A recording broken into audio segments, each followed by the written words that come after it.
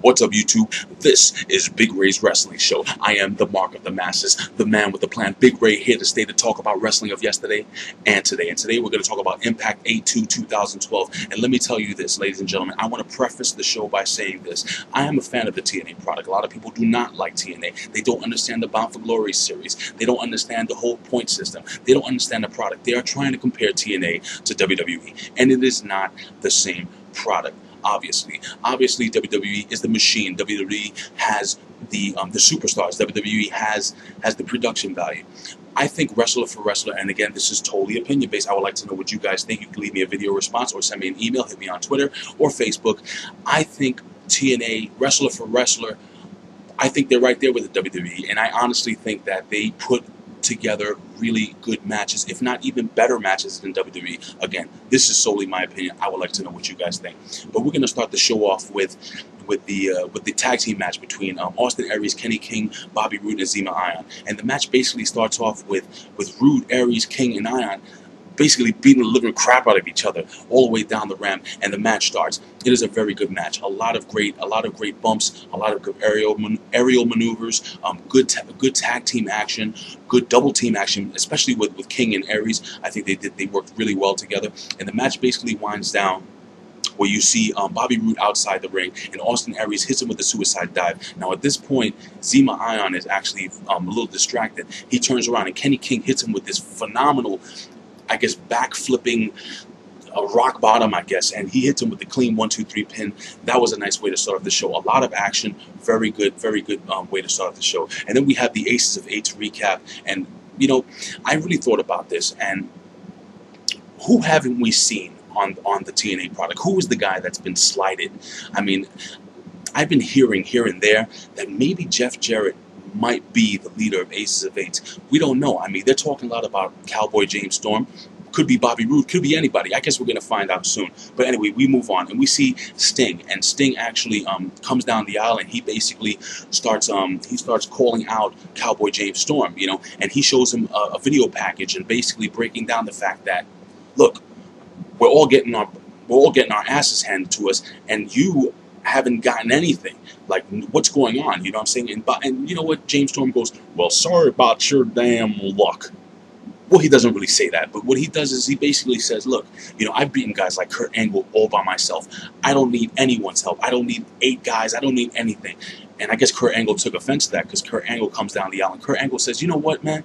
It's kind of funny, because last week we would get all in a brawl, and then you alone, one guy, come down the aisle, and these 8 grown men decide to leave and not fight? I think it's pretty interesting, and I would like to know where this goes. But we end up finding out that the main event of the match would be Kurt Angle versus the Cowboy James Storm. So we move on, and we see a video recap of the whole Claire Lynch situation, and or I guess you could say the Claire Lynch saga and the AJ saga. You know, I'm really watching this, and I'm trying to figure something out. You know, if you notice that, if you look at the pictures, every single picture, it's clear. It's Claire. It's clear. It's AJ. It's clear they're both naked. But AJ seems to be passed out every single picture.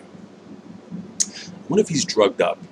I wonder if he even knows what the hell's going on. But anyway, we have Kazarian and Daniels talking in the back about, you know, AJ has to step up, and basically what they're going to do is they're going to throw Claire a baby shower, which is hilarious. So we move on from there, and we find the Bound for Glory's breakdown, a little video recap, and then we have Bully Ray in the back, and Bully Ray basically states, you know what, if the Aces of Eights are coming down, I'm going to show them who's boss. I'm going to be ringside for the main event. So Bully Ray moves on into the ring, and after his promo, he has pretty much a squash match against Robbie E.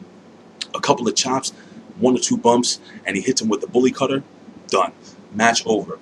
So then we move on to the backstage, and we see poor little Earl Hebner. I guess he's trying to get his groove back. But Earl Hebner is backstage with Madison Rayne, and he's giving her gifts, and he's being all cutesy and all lovey-dovey with her. And the fact is, we all know that he's being taken advantage of. And Gail Kim sees this going on. Gail Kim gets really, really upset, because the fact of the matter is, there's a fatal 4-way to determine who is going to be the #1 contender for the Knockouts title. And this match is going to be with Tara, Rayne, Mickie James, and Gail Kim. Well, we jump into the match. And guess who's the referee? It's Earl Hebner. So it was a very good match, actually. I really like the Knockouts. I think they're a better wrestling product than the WWE Divas. I know I shouldn't be comparing, but like I said, wrestler for wrestler, I think TNA has a better product. My opinion. I would like to know what you guys think. So the match goes on, and basically towards the end of the match, we see Tara roll up Madison Rayne, and you think she wins the match. Well, basically, both of their shoulders were kind of down. If you really look at the replay, Tara's shoulder was up, but I guess Earl Hebner didn't see that. All he sees is, let's just say, Madison Rayne's assets, and he raises her hand in victory, and she will go on to face Tessmacher for the TNA Knockouts Championship. Well, here we go. We have Bobby Roode in the back, and Bobby Roode basically says, you know what, if this guy's going to be back there, I'm going to be ringside when the main event hits. Well, Austin Aries also says, I'll be back there. So basically, we have a group of the elite wrestlers in this organization going down to try to see what Aces and Eights are all about. Well, then we go back again in another video where we have Brooke Hogan, and she's talking to Sting, and basically Sting is trying to basically find out if she's okay. You know, she's basically talking about how her dad, Hulk Hogan, has gone through a lot of crap, and she's never seen him this hurt, and he's a superhero, so on and so forth. Well, just when you think the little video session's over, she gets a manila envelope via messenger, and when she opens it, Aces of Eights, all 8 cards, aces, and basically, you know, they end up where they're basically trying to chase down, I guess, the messenger to find out where the hell this came from. Well, we move on from there, and we see Eric Young quickly in the background again, and this show is full of a lot of backstage stuff. Well, I guess it's setting up for the Bound for Glories, and I guess it's setting up for future pay-per-views, but for my taste, I think it's a little too much backstage. But anyway, we see Eric Young pushing his fishing show with ODB, and ODB still wants her fried chicken. Okay, so we move on. We have the Chavo Guerrero debut. And we have Kid Cash coming down the aisle with Gunner, and Chavo coming down with Hernandez. And it was a really, really good match. I honestly felt that Chavo Guerrero, or the fans, were really, really hot for Chavo. It was really good to see Chavito back in the ring. I think Chavito is a fantastic, fantastic wrestler. I think he's very decent on the mic. And I think he'll be really good for the X division. I don't see him being a world champion. Maybe perhaps tag team champions with Hernandez. But I think Chavo Guerrero is an excellent addition to TNA. I think he's a great star, and I really enjoyed the match. It was a very good match, solid performance by both Kid Cash, who was one of my favorites, Kid Cash and Chavo. The match basically ends when Chavo hits him with the 3 suplex of death in a row, and then he hits him with the Eddie Guerrero frog splash. And the match was over. It was a very, very good match. Very nice way to bring Chavo into the group of TNA superstars. So then we have Dixie Carter with a quick backstage promo stating that AJ needs to basically get everything together. Anyway, so we see Lance Briscoe, I guess son of Jerry Briscoe. I'm not really too sure who Lance Briscoe is. I haven't done too much research on him. Maybe you guys can leave me a comment down low. Let me know a little bit more about Lance Briscoe. But he's talking with Kurt Angle and how he wants to be a superstar here at TNA. Very interesting. So we move on. And the baby shower. One of my favorite segments. Now, I know that this whole storyline is supposed to be really intense and really like a really serious thing. But I got to be honest with you. I spent half my time laughing. I think, and I don't mean to put this young lady down, Claire, but she is a horrible, horrible actress. But we see Kaz and Daniel, and they're giving her gifts, and you can see she looks to be pleased. And they're pulling out little AJ signed AJ dolls and pictures of Uncle Kaz and Uncle Daniel, and it was pretty funny. And the funniest thing is when they pull out the little baby doll and it has the little hoodie that AJ Styles wears. Very, very funny. And basically, you know, the promo's ending with Claire screaming in that you got to do the right thing. You got to do the right thing, AJ. And I'm not a really big fan of this whole storyline. I hope it ends pretty soon, and we move on from there. We see Joseph Park in the back, another backstage vignette. Joseph Park is talking to Sting, I guess, trying to get Sting services. But we move on from there. And right now, I'm going to quickly break down.